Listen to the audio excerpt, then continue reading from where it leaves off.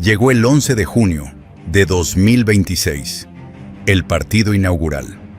El Estadio Azteca completamente lleno. México se enfrentaba a Sudáfrica.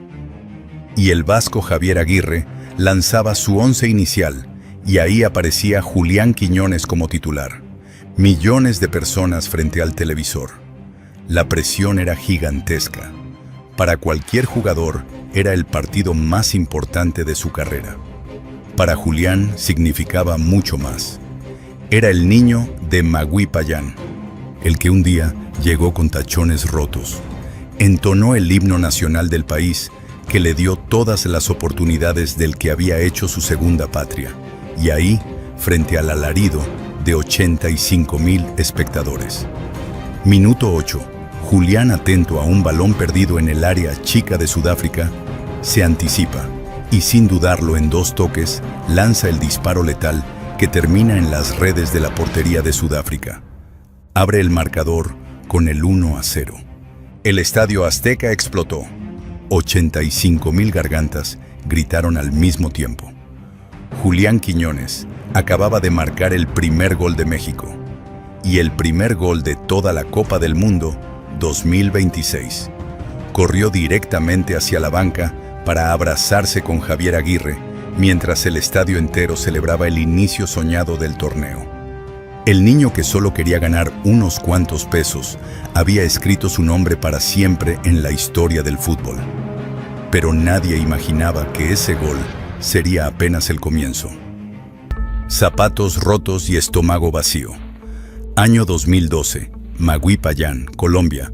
Un adolescente colombiano de 15 años caminó hacia una escuela de fútbol con unos tachones usados, gastados y parcialmente rotos. No llevaba representante, no llevaba dinero, ni siquiera tenía un padre.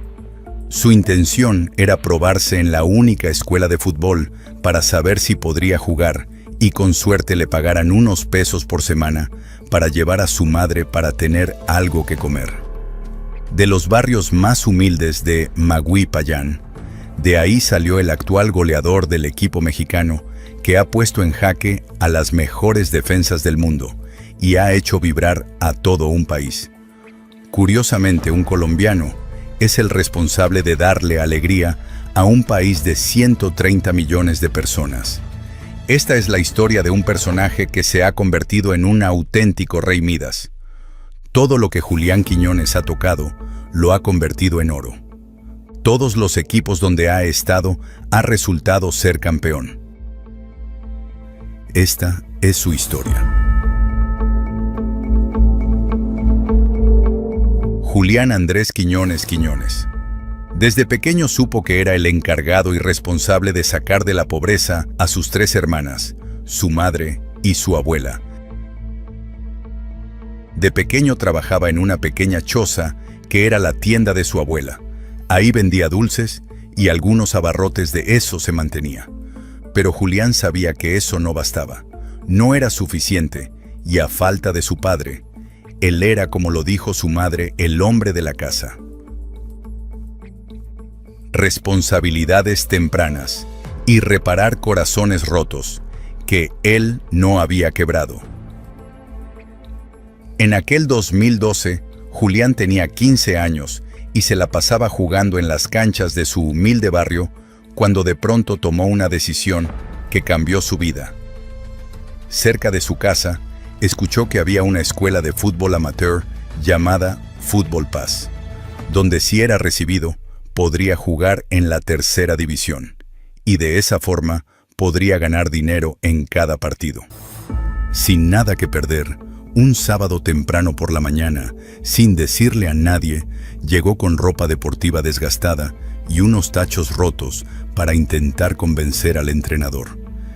Él ni siquiera llevaba el sueño claro de convertirse en futbolista profesional. Su objetivo era mucho más pequeño, mucho más urgente. Quería jugar para ganar unos cuantos pesos, nada más. Porque cuando la pobreza aprieta, los sueños no se imaginan, se calculan. Y Julián Quiñones no estaba pensando en fama, portadas, himnos, ni estadios llenos. Estaba pensando en sobrevivir. Por eso aquella prueba no era un juego, era una apuesta. Una jugada financiera disfrazada de partido amateur. Si fallaba, regresaba al mismo punto. Pobreza, incertidumbre y una vida donde nadie le garantizaba nada. Si convencía a alguien, quizá podía entrar a un equipo, recibir ayuda, ganar algo de dinero y abrir una pequeña puerta. Una puerta mínima.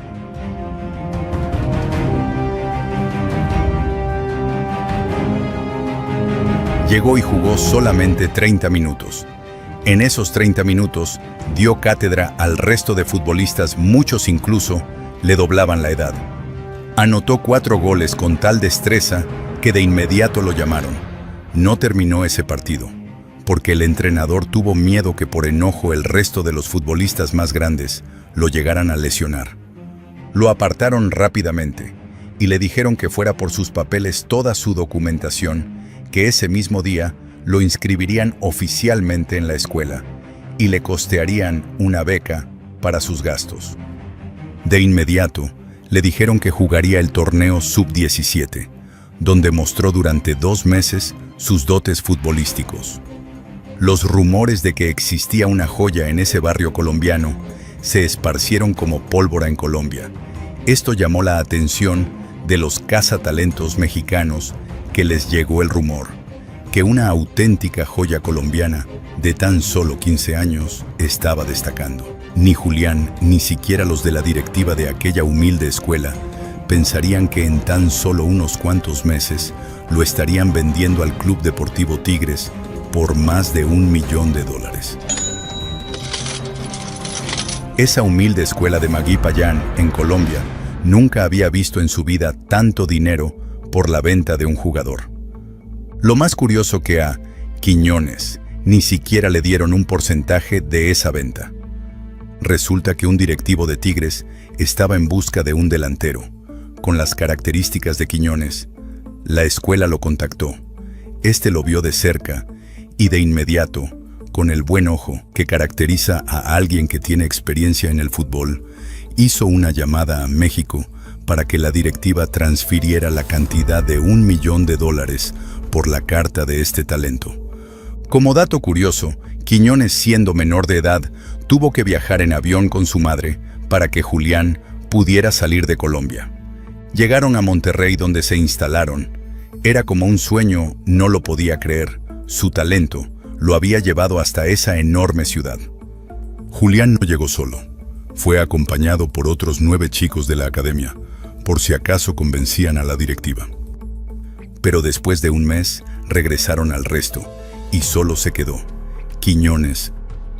Su sueldo inicial fueron unos $5,000 mensuales, que para aquel 2012 representaban algo así como unos 80,000 pesos mensuales. Para Quiñones fue un gran alivio. Una de las primeras cosas que Quiñones le compró a su madre fue una lavadora, porque su madre lavaba a mano. Al poco tiempo, le amuebló la casa. Y tiempo más tarde, cambió a su familia a otro barrio, mejor posicionado, comprándoles una vivienda más grande y en mejores condiciones, porque la vivienda donde vivía Julián y su familia en Magui-Payán era una choza hecha de latas y techo de madera. Lo que te voy a contar a continuación es una de esas cosas increíbles de la vida.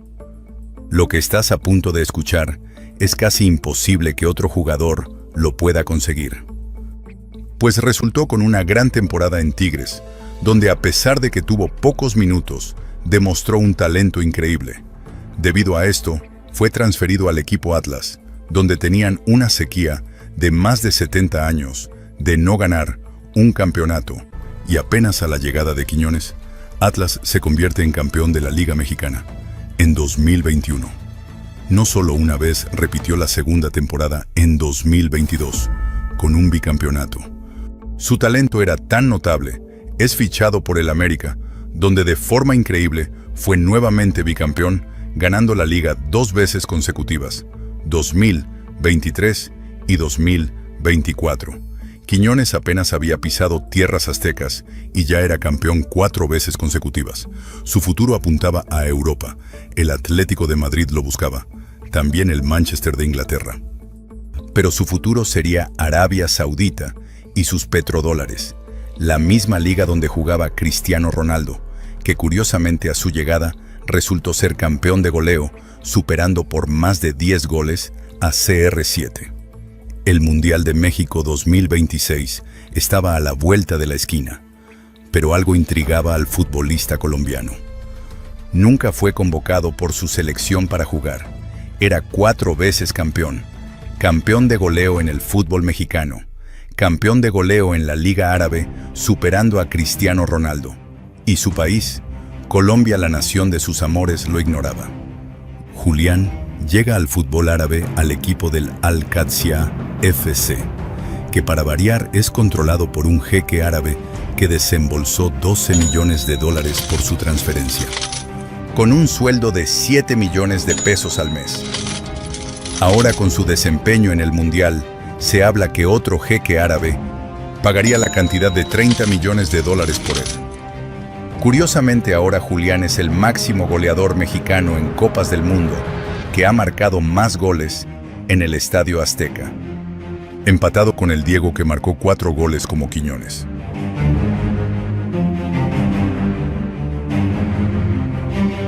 Cuando Colombia miró hacia otro lado y eligió no ver a Quiñones. Hay heridas que el dinero no puede curar. Puedes ganar campeonatos, puedes llenar vitrinas, puedes convertirte en bicampeón con Atlas después de más de 70 años de sequía. Puedes repetir el título con el América.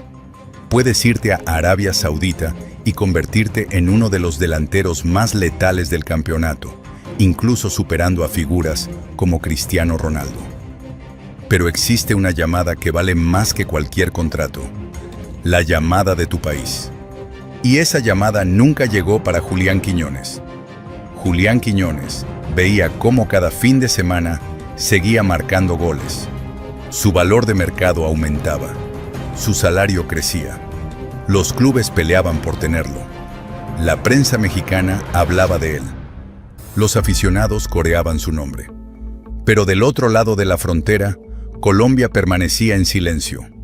El delantero nacido en Maguipayán comenzaba a hacerse una pregunta que jamás imaginó formularse: ¿cuántos goles necesita hacer un futbolista para que su propio país lo voltee a ver? Colombia lo ignoró. Nunca ningún personal del cuerpo técnico lo buscó. Colombia no sabía de su existencia, pasó desapercibido. Pero estaba México, y qué más sino México, un país lleno de oportunidades, donde el dinero y el poder manda. El país que lo había visto crecer. El país donde había ganado títulos. El país donde había construido una nueva vida. El país donde su madre había visto cómo aquel niño de los tachones rotos ahora compraba casas, aseguraba el futuro de su familia y vivía de aquello que un día solo esperaba le diera unos cuantos pesos. Después de obtener la nacionalidad mexicana y recibir la autorización para representar oficialmente al tricolor, Julián dejó de esperar una oportunidad que parecía no llegar desde Colombia y comenzó un nuevo capítulo con la selección mexicana. Muchos lo criticaron, otros lo entendieron, pero Julián tenía claro algo. México nunca le preguntó dónde había nacido. Le preguntó qué podía aportar dentro de la cancha.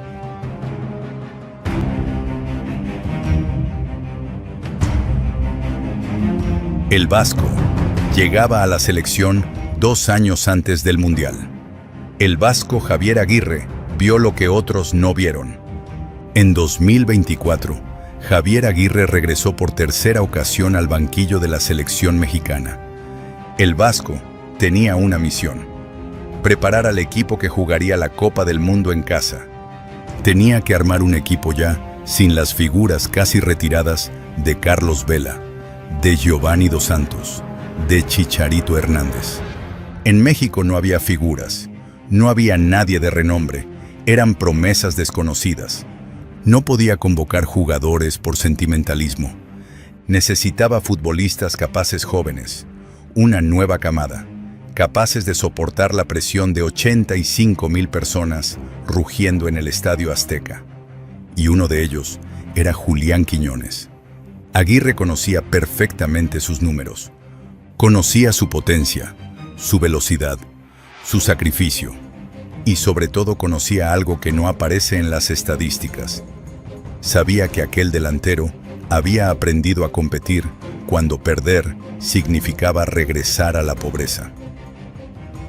En menos de un mes de su llegada, Javier Aguirre convocó a Quiñones. Julián empezó a participar en los partidos de preparación rumbo al Mundial. Cada concentración era un examen. Cada entrenamiento era una competencia. Cada amistoso definía quién estaría en la lista definitiva de 26 jugadores. Mientras millones de mexicanos debatían quién debía ser el delantero titular, Aguirre observaba en silencio. No buscaba al jugador más famoso. Buscaba al que apareciera cuando más se necesitara. Y poco a poco, Quiñones comenzó a convencerlo. No con discursos, con goles. El muchacho que había llegado a México siendo prácticamente un desconocido, ahora vestiría la camiseta nacional en la Copa del Mundo, organizada por el mismo país que le abrió las puertas cuando nadie más apostaba por él.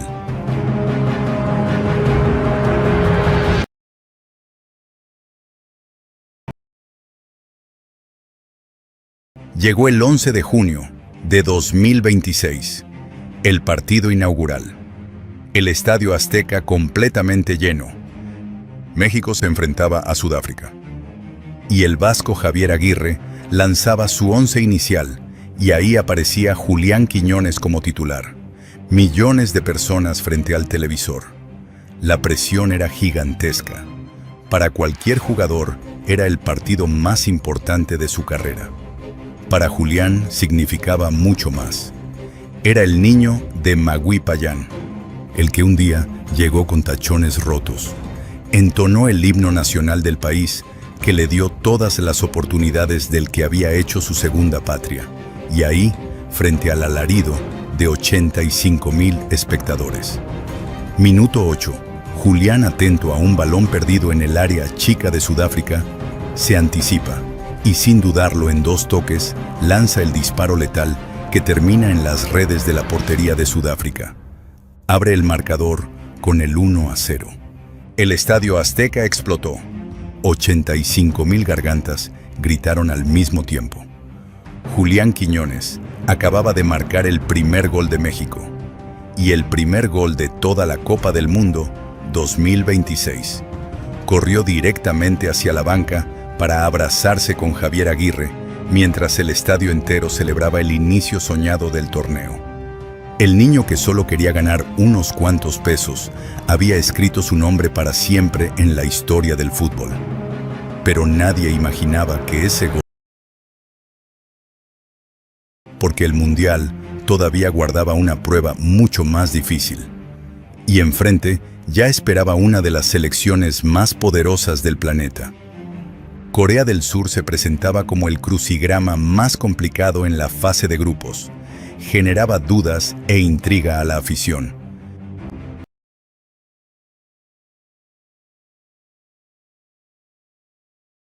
Donde México resolvió de forma ecuánime, con un error de la defensa de Corea. Tanto para México. México pasaba como primer lugar de grupos 3 jugados, 3 ganados. Pero llegarían los 16avos de final, las instancias de matar o morir. El rival, una selección ecuatoriana que lanzaba lo mejor en su historia. México los culminó en el primer tiempo. ¿Y de la mano de quién más? Otra vez Quiñones con un contragolpe feroz que tomaron por sorpresa a Ecuador. Quiñones no se la pensó y con balón controlado él solo inició y terminó la jugada. México había avanzado a paso perfecto. 4 partidos, 4 triunfos, 0 goles recibidos. La mejor actuación en Copas del Mundo, posicionándose en el ranking de la FIFA como la selección número 10. Partido más difícil enfrente, una poderosa Inglaterra ranqueada en el lugar número 4 del mundo. El partido fue emocionante, intrépido. Los ingleses se adelantaban 2-0, pero antes de finalizar el primer tiempo, vino el niño maravilla de Magui Payán. ¿Quién más sino Quiñones? Descontaba frente a Pickford, el portero inglés. México descontó nuevamente, pero los ingleses avanzaron con un 3-2 que pusieron fin al sueño mexicano. Y detrás de toda esta emoción, un colombiano que ya quisiera su selección haberlo reclutado antes. Quiñones se quedaba fuera de la Copa del Mundo junto con México, pero en ese entonces, en México, se había formado una nueva figura. Si te ha gustado este video, no olvides suscribirte y darle like. Es por esto que Quiñones es y será una leyenda del deporte.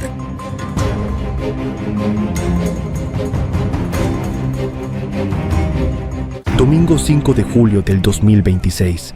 México contra Inglaterra, Estadio Azteca.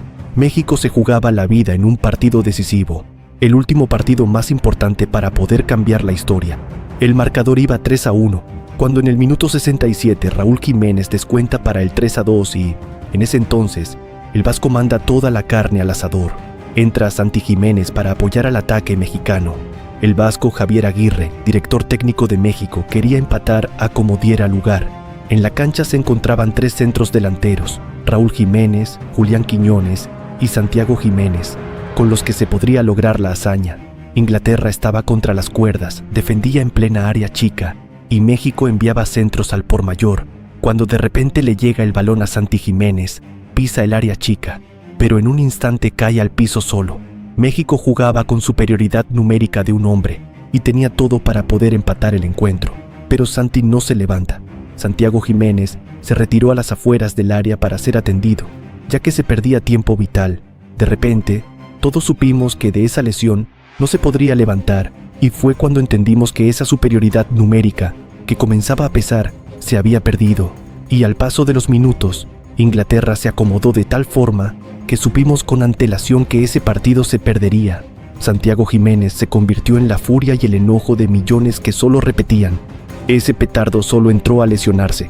Encima no es mexicano, es argentino, es nacido en Buenos Aires, pero su padre, un exfutbolista que militó en Cruz Azul, vino desde Argentina para radicar en México, y si por algún motivo alguien había olvidado ese dato, todo el país lo comenzó a lapidar, recordando a todos los argentinos naturalizados que no hicieron nada por México en mundiales, comenzando por Gabriel Caballero, el Guille Franco, pasando por Funes Mori, y otra vez en un mundial, México apostando en últimas instancias, metiendo a otro argentino a jugar.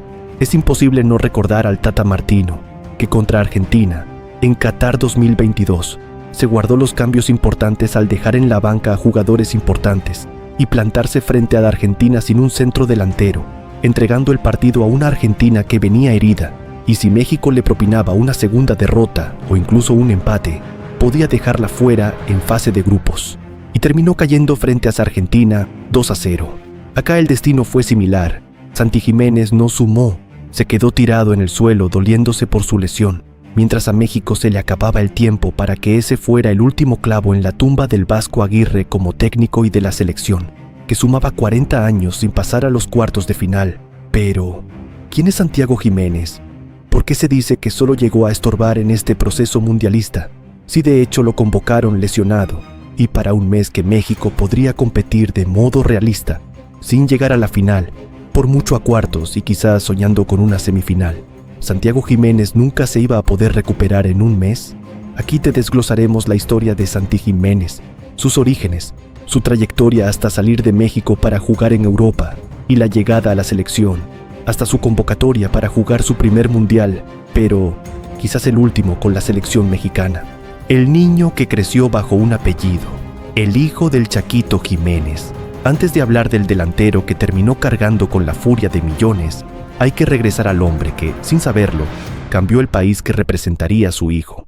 El padre de Santiago Jiménez es Cristian Jiménez, nacido en Argentina un 1 de febrero de 1981.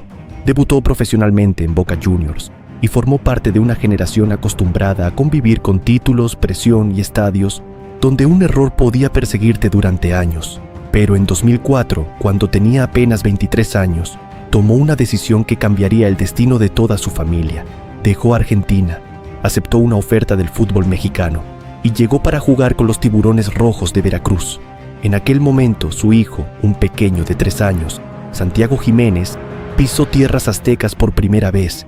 Había nacido en Buenos Aires el 18 de abril de 2001, pero era demasiado pequeño para entender que aquel contrato de su padre no representaba únicamente un cambio de club, era una mudanza definitiva, era el comienzo de una nueva identidad.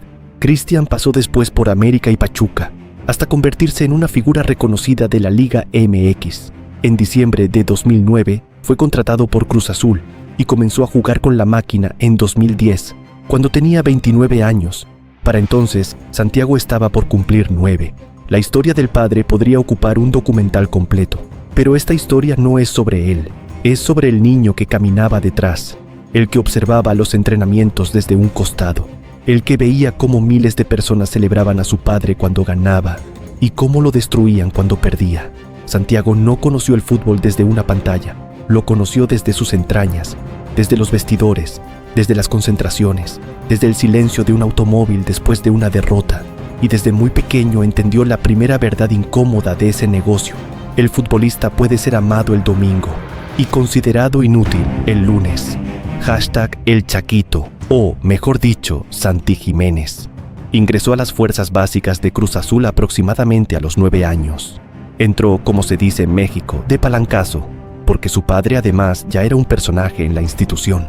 Le facilitó todo el camino y, como todo futbolista que tiene un hijo, siempre busca probarlo para saber si tiene aptitudes como el padre o incluso mejores. Y, aunque es bien sabido que siempre la gran mayoría se quedan en el camino, hay pocos que resultan ser mejores que sus ancestros. El mismo club donde su padre comenzaba a convertirse en referente, aquello parecía una ventaja, pero también era una condena, porque desde el primer entrenamiento Santiago no fue observado como cualquier otro niño. Era el hijo del Chaco. Si marcaba un gol, algunos decían que llevaba el talento en la sangre. Si era convocado, otros aseguraban que estaba ahí por influencia de su padre. Si fallaba, la comparación era inmediata. Todavía no había llegado a la adolescencia y ya cargaba con una deuda que él nunca había solicitado: demostrar que su apellido no era el motivo por el que jugaba, sino el primer obstáculo que debía superar. Santiago fue avanzando por las categorías menores de Cruz Azul, pasó por divisiones formativas y compitió en categorías como Sub-15, Sub-17 y posteriormente Sub-20. Pero no era el típico delantero que deslumbraba con regates imposibles. Su mayor virtud estaba en otra parte, en la insistencia, en atacar espacios, en buscar el rebote, en permanecer cerca del área, incluso cuando el balón parecía perdido. Era zurdo, tenía cuerpo para proteger la pelota y, sobre todo, comenzaba a desarrollar algo que no podía comprarse ni heredarse: instinto para aparecer frente a la portería. Su obsesión por el fútbol llegó a provocar problemas fuera de la cancha. Durante su formación, sus padres llegaron a castigarlo sin jugar algunos partidos debido a su bajo rendimiento escolar. Santiago pensaba tanto en entrenar y competir que comenzó a descuidar los estudios. Para cualquier adolescente, perder un partido podía parecer un castigo menor. Para él, era como quitarle el aire. Uno de sus entrenadores en fuerzas básicas recordó que Santi quería participar incluso en 2 categorías distintas, Sub-15 y Sub-17, porque no le bastaba con disputar un solo encuentro.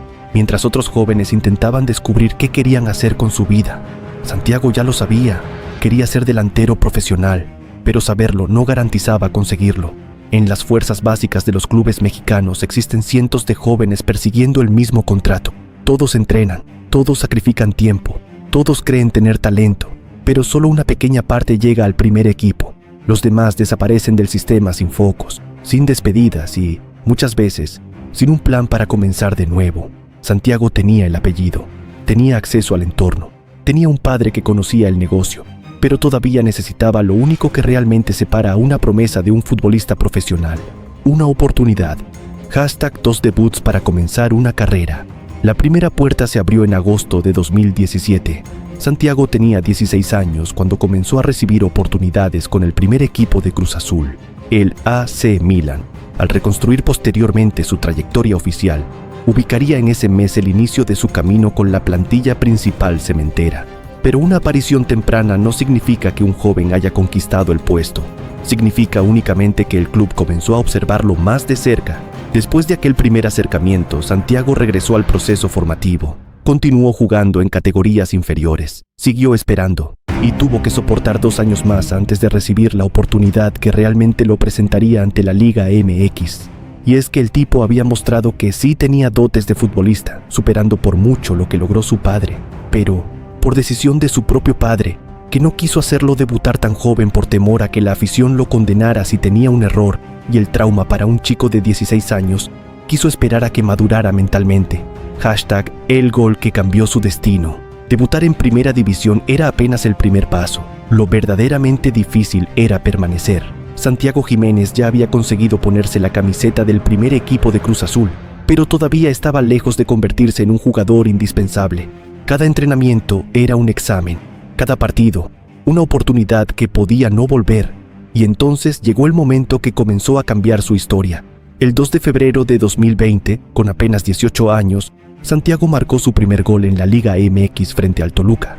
No fue únicamente una anotación, fue el primer mensaje. El muchacho que durante años había sido señalado como el hijo del Chaco, comenzaba a escribir su propia historia. Semanas después, el mundo se detuvo. La pandemia del COVID-19 paralizó el fútbol, vació los estadios y puso en crisis a clubes de todo el planeta.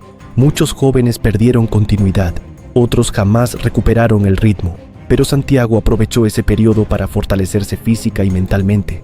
Cuando el fútbol regresó, también apareció un delantero mucho más maduro, con más confianza, más agresivo dentro del área y con un objetivo muy claro: ser el 9 titular de Cruz Azul. #el campeón, que Europa comenzó a observar. En el Clausura 2021 llegó uno de los momentos más importantes de su carrera. Después de 23 años sin conseguir un título de liga, Cruz Azul disputó la final frente a Santos Laguna.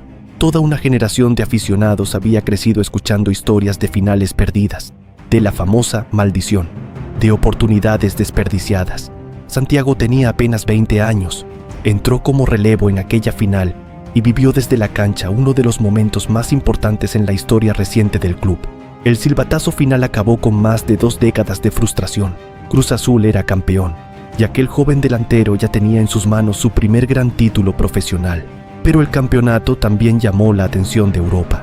Los departamentos de inteligencia deportiva comenzaron a seguirlo. No buscaban únicamente goles, buscaban proyección, edad, potencial de reventa, valor de mercado, porque en el fútbol moderno, un delantero joven también representa una inversión.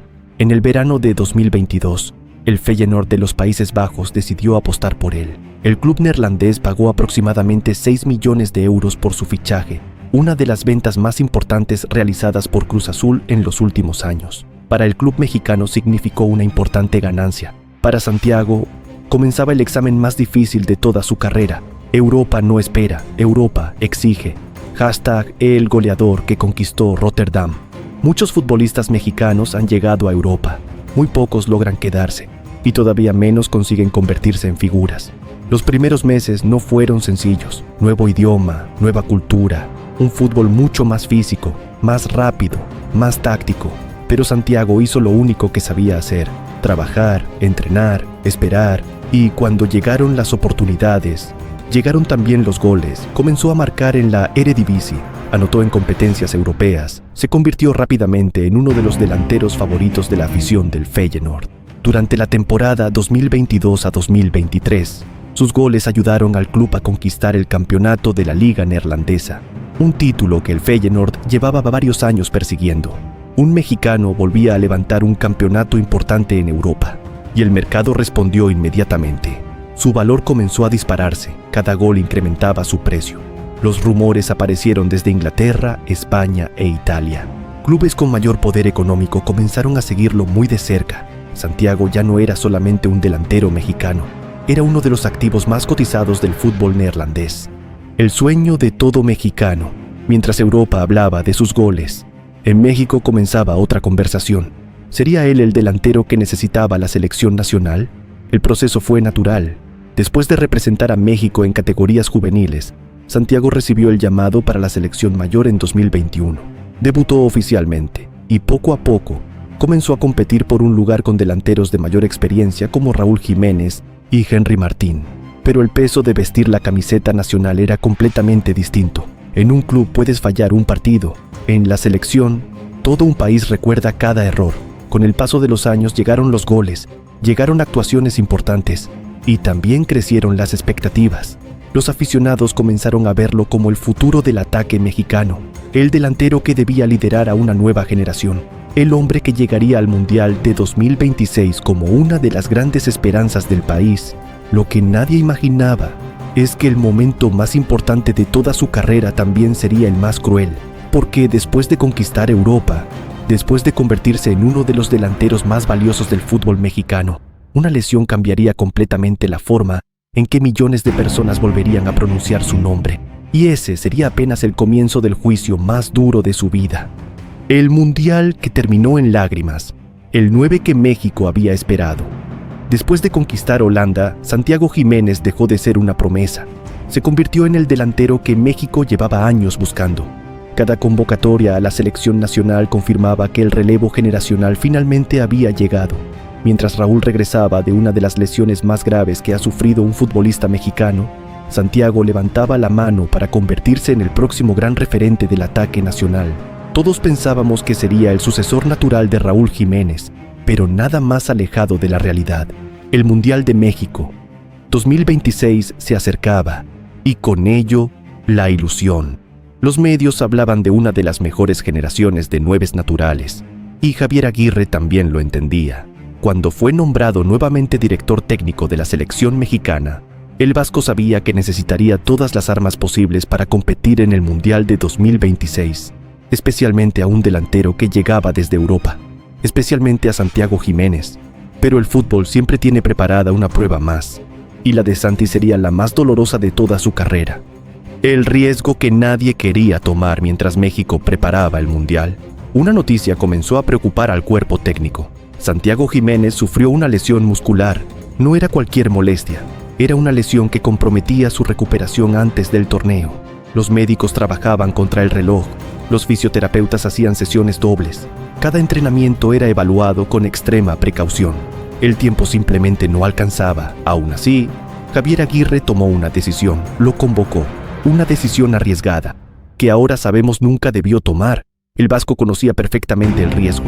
Sabía que Santiago no llegaría al 100% físicamente, pero también sabía que dejar fuera al delantero mexicano que jugaba en Europa significaba renunciar a una de las mayores armas ofensivas del equipo. Era una apuesta desesperada, una apuesta que solamente un entrenador toma cuando entiende que ya no hay margen para equivocarse. México avanzó en el torneo, superó la fase de grupos, eliminó a Ecuador en los 16avos de final, y entonces apareció Inglaterra, un rival plagado de figuras, uno de los favoritos para levantar la Copa del Mundo. Era el partido más importante para el fútbol mexicano en 4 décadas, y el vasco decidió guardar a Santiago para el momento en que más lo necesitara. El minuto que cambió su historia. Domingo 5 de julio de 2026. Estadio Azteca. Más de 80,000 personas empujaban a la selección mexicana. El marcador decía 3-2. El reloj avanzaba, el tiempo se escapaba, y Javier Aguirre hizo su última apuesta. Mandó ingresar a Santiago Jiménez. En la cancha ya estaban Raúl Jiménez y Julián Quiñones. 3 centros delanteros, todo al ataque, todo o nada. Inglaterra defendía prácticamente sobre la línea de gol. México enviaba centros una y otra vez. Cada balón parecía el definitivo. Hasta que ocurrió. La pelota llegó al área. Santiago controló. Pisó la zona donde los delanteros viven para marcar goles. Y de repente, su cuerpo dijo basta. Sin contacto, sin una barrida, sin un golpe. Cayó completamente solo. Intentó levantarse. No pudo. Se llevó las manos al rostro. Sabía perfectamente lo que había ocurrido. Desde la banca nadie necesitó esperar el diagnóstico. Los médicos entraron de inmediato. Raúl Jiménez observaba incrédulo. Julián Quiñones levantaba las manos desesperado. No lo podía creer. Mientras tanto, el reloj seguía corriendo. Los segundos que México necesitaba para empatar también eran los segundos que Santiago necesitaba para aceptar una realidad devastadora. No podría continuar. Quedó tirado en el césped, cerca del tiro de esquina. Muchos decían, échenle cal, igual que a los perros a orilla de la carretera. El argentino que solo entró para arruinarle el partido a México. El argentino que solo entró para restar, a los pocos minutos de entrar, ya estaba lesionado, sin poder jugar, ni siquiera poder estorbar. Se quedó llorando al lado del tiro de esquina. Una verdadera vergüenza. Las cámaras captaron su rostro. Las lágrimas eran inevitables. No lloraba únicamente por el dolor físico. El silbatazo final confirmó la eliminación. Las redes sociales explotaron. Llegaron las críticas, los insultos, las burlas. Muchos olvidaron que había jugado lesionado. Otros recordaron que había nacido en Buenos Aires antes de crecer en México. Y hubo quienes, injustamente, lo señalaron como uno de los responsables de la eliminación. Pero la realidad era mucho más cruel. Santiago Jiménez no quería salir, no quería abandonar a sus compañeros, no quería despedirse de un mundial de esa manera. Simplemente fue que el futbolista que entró a jugar un mundial para lesionarse y ver caer a su selección a los pocos minutos, siendo que él era el encargado de marcar ese gol de la diferencia. Un auténtico petardo, decían los periódicos. Ese no es mexicano, es argentino. Por eso hizo eso, repetían. Quizás nunca en su vida vuelva a jugar otra Copa del Mundo. Quizás sí tenga una nueva oportunidad. El punto es que dio pena ajena. La de un delantero llorando mientras abandona el Estadio Azteca.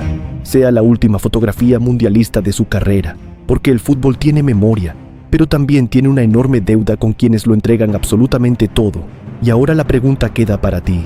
¿Fue justo convertir a Santiago Jiménez en el villano de una eliminación que comenzó mucho antes de que él entrara al terreno de juego?